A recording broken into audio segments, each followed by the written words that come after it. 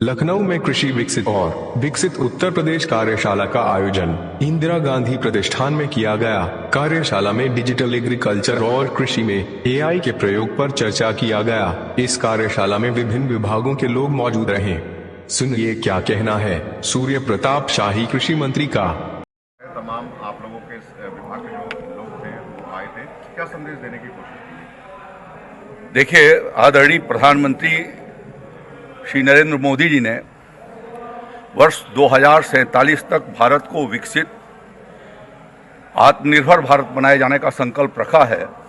उसके भीतर उत्तर प्रदेश के मुख्यमंत्री योगी आदित्यनाथ जी ने विकसित उत्तर प्रदेश, सशक्त उत्तर प्रदेश, सक्षम उत्तर प्रदेश और सर्वोत्तम उत्तर प्रदेश बनाने का लक्ष्य रखा है।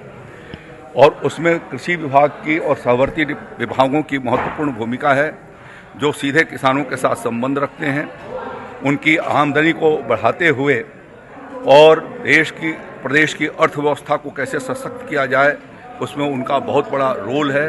और इस नाते आज ये महत्वपूर्ण संस्थाओं के द्वारा, कृषि विभाग के द्वारा यह आयोजित, इसमें बहुत सारे देश के महत्वपूर्ण संस्था, ICAR के प्रतिनिधि, हमारे कृषि विश्वविद्यालयों के वाइस चांसलर, कृषि विज्ञान केंद्रों के जो प्रमुख चीफ साइंटिस्ट हैं वो, और साथ साथ में जो प्रगतिशील किसान जिन्होंने की सक्सेस स्टोरी है, पद्मश्री किसान हैं, और कृषि उत्पादक संगठन हैं, तथा विभिन्न विभागों के अधिकारियों के साथ और उनके सुझावों को लेकर के कि कैसे हम विकसित उत्तर प्रदेश में विकसित कृषि को कैसे कर सकते हैं।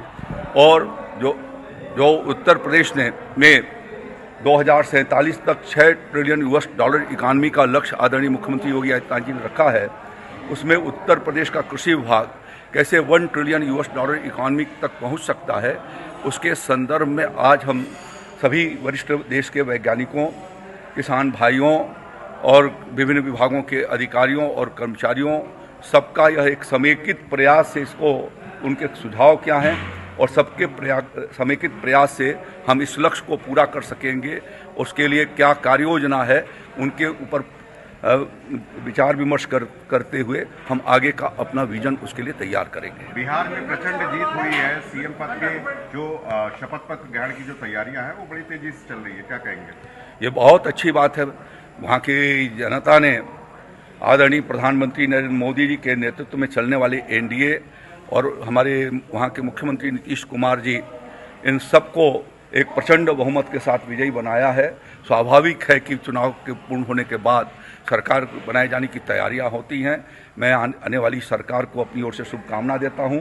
और 20 वर्षों में NDA हेडेड वहाँ की जो सरकार रही है आदरणीय नीतीश कुमार जी की, उन्होंने बिहार को एक नया बिहार बनाया है, जिसमें जनता का प्रबल विश्वास बढ़ा है। उस विकास के कार्यों को आगे बढ़ाते हुए बिहार को भी सर्वोत्तम बनाए जाने की दृष्टि से वो प्रयास करेंगे। इसके लिए मैं उनको अपनी ओर से शुभकामनाएं देता हूं। आदरणीय प्रधानमंत्री जी के नेतृत्व को मैं बधाई देता हूं कि उनके नेतृत्व में लगातार भारतीय जनता पार्टी और NDA सफलता के शीर्ष मुकाम पर पहुंचने जा रहा है। रॉबर्ट वाड्रा ये कह रहे हैं कि बिहार में सही ढंग से चुनाव नहीं हुआ है। रॉबर्ट वाड्रा का कोई बात की नोटिस ही हम लोग नहीं लेते हैं। सर, अखिलेश यादव ने कार्यक्रम किया, इंडिया विजन कार्यक्रम क्या है, उन्होंने कहा भारतीय जनता पार्टी की जितनी भी सरकारें सब पुराने लोगों के साथ। आप जरा इंतजार करिए, मैं उनके विजन को अभी जब मैं बोलूंगा तो बताता हूँ, समय तब सुन लीजिएगा। का समय चल रहा है, अब आगे बात करिए।